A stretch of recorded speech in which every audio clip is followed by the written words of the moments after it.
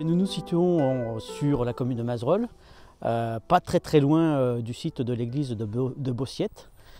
sur un ensemble de terres agricoles sur lesquelles la Régie des eaux de Mont-de-Marsan a prévu, dans le cadre du projet de géothermie, de créer un bassin d'irrigation afin de valoriser les eaux de géothermie du forage dit GMM2 pour géothermie Mont-de-Marsan, forage numéro 2.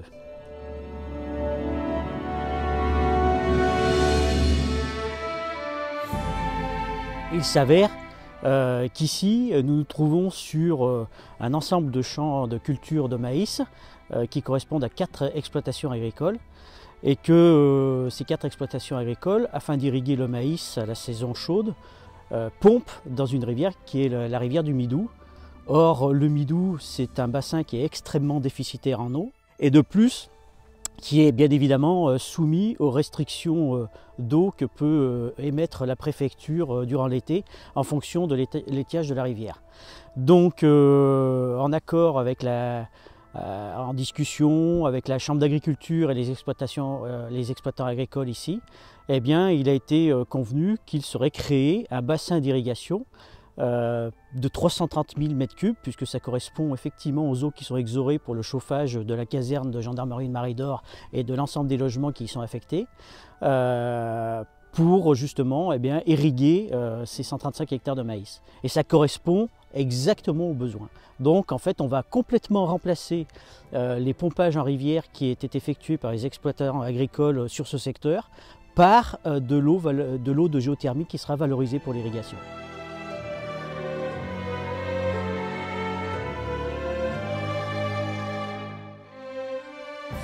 Avec un regroupement d'opérateurs d'archéologie préventive, opérateurs privés, qui sont les sociétés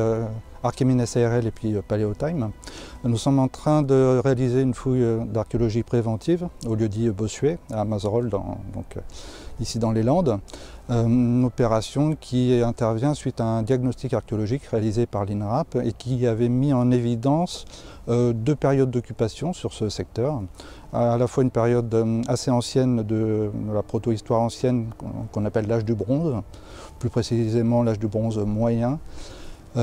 et aussi une occupation plutôt de la fin de la proto-histoire, donc la fin de l'époque gauloise et le début de l'époque romaine. Notre intervention vise à fouiller l'intégralité des structures, à récupérer l'intégralité du mobilier archéologique. Donc en fait, après notre passage, il n'y aura plus rien d'archéologique, puisqu'on aura traité l'ensemble des structures et l'ensemble des données. Il faut savoir qu'un chantier archéologique est avant tout un chantier, donc par définition c'est interdit au public,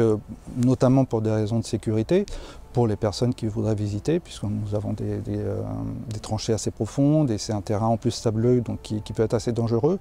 Et c'est aussi un chantier qui est interdit puisque nous avons besoin de garder vraiment pérenne, intacte et non touchée toutes les structures archéologiques que nous avons pu découvrir et notamment tous ces épandages de mobilier céramique. Donc la première règle, c'est on a le droit de venir voir, de nous faire coucou, déjà se signaler. Si on a le temps, on essaiera de faire une visite. Mais on peut venir circuler tout autour, mais surtout ne pas rentrer sur le terrain, puisque ça c'est vraiment, pour nous, ça peut devenir très compliqué ensuite.